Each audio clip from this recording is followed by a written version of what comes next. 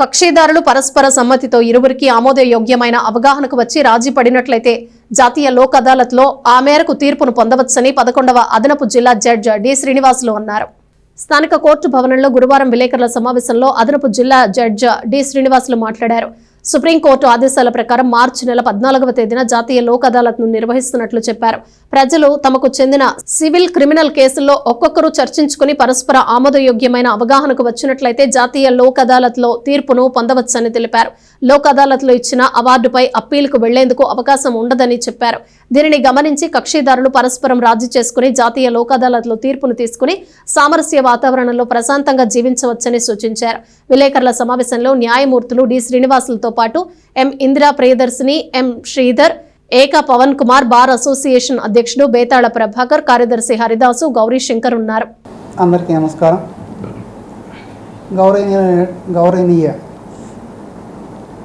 Supreme court వారి ఆదేశాల మేరకు వారు ఇచ్చినటువంటి షెడ్యూల్ ప్రకారము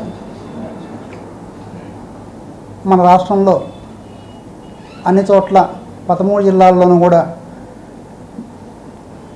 రాబోయేటువంటి మార్చి నెల 14వ తారీఖున నేషనల్ లోక్ అదాలత్ అనేటువంటిది నిర్వహించడం జరుగుతుంది. ఈ నేషనల్ లోక్ అదాలత్ని అన్ని జిల్లాల్లోనూ నిర్వహిస్తున్నారు.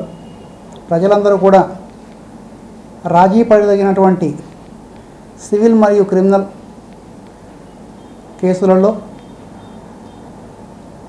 రాజీ పడి ఒకరినొకరు సహృద్భావంతో ఒక నిర్దిష్టమైనటువంటి ఇద్దరికి ఆమోదయోగ్యమైన ఇరుపక్షాలకు యోగ్యమైనటువంటి ఒక అండర్స్టాండింగ్కి వచ్చి రాజీ పడినట్లయితే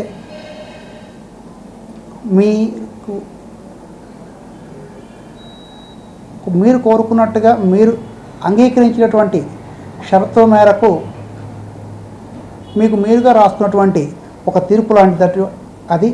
ఈ నేషనల్ లోక్ అదాలత్ అవార్డు అనేటువంటిది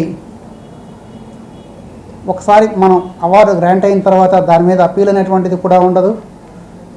కనుక కక్షిదారులు పరస్పర సహకారంతో, సహృద్భావంతో వారి వారి కేసుల్ని రాజీ చేసుకొని ప్రశాంతమైనటువంటి జీవితాన్ని గడపాలని, కక్షలో కార్పణ్యాలు లేకుండా కేసులను సామరస్యంగా పరిష్కరించుకోవాలని కోరుతున్నాము.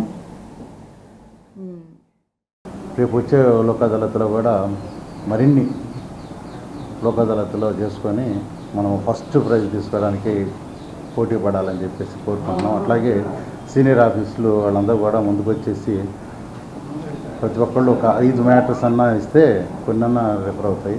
కాబట్టి అందరం కూడా లోక్ అదాలత్కి సపోర్ట్ చేద్దాం. ఎందుకంటే మనం ఆల్రెడీ ప్రతి చోట కూడా రాజీ చేసుకోమని చెబుతున్నాం, రాజమార్గం అని చెప్పేసి. కాబట్టి ప్రతి ఒక్కళ్ళు కూడా లోక్ అదాలత్లో ఈ మ్యాటర్స్ ఇచ్చి మనం ఎంకరేజ్ చేసి మనం రాజీ చేసేటట్టు కృషి చేయాలని కోరుకుంటున్నాను. అట్లాగే ప్రతి ఆఫీస్లో కొన్ని ఇప్పుడు సెకండ్ కోర్టులో ఎక్కువ ఉన్నాయి మ్యాటర్స్. సెకండ్ కోర్టులో కొన్ని మీడియేషన్కి వెళ్ళినాయి, కొన్ని ఇంకా పెండింగ్లో ఉన్నాయి. కాబట్టి వాటిని కూడా లోక్ అదాలత్కి రిఫర్ చేసుకొని కంప్లీట్ చేసుకుంటే మంచిది. కాబట్టి అందరూ కూడా ఈ లోక్ అదాలత్లో పార్టిసిపేట్ చేసి అందరూ కూడా లోక్ అదాలత్లో మనం ముందుకు ఉండాలని చెప్పి అందరికంటే ఎక్కువ అతిథిలో ఇచ్చేసినటువంటి న్యాయమూర్తులకి, అలాగే నా తోటి న్యాయవాదులకి, సీనియర్ న్యాయవాదులకి అందరికీ కూడా నమస్కారాలు తెలియజేసుకుంటా ఉన్నాను. మా బాధ తరపు నుంచి మీ అందరికీ తెలుసు, ప్రతి ఒక్కరు కూడా సహకరిస్తూనే ఉన్నారు. ప్రతి లోక్ అదాలత్ కూడా ఎక్కువగానే డిస్పోజ్ అవుతూ ఉన్నాయి. కేసులు అయితే మాకు తక్కువ వస్తున్నాయి, కానీ ఉన్నాయన్నీ డిస్పోజల్ ఎక్కువైపోతా ఉన్నాయి. ఏదేమైనా కూడా సార్ మెయిన్ జూనియర్స్ బాగా కోఆపరేట్ చేస్తున్నారు సార్.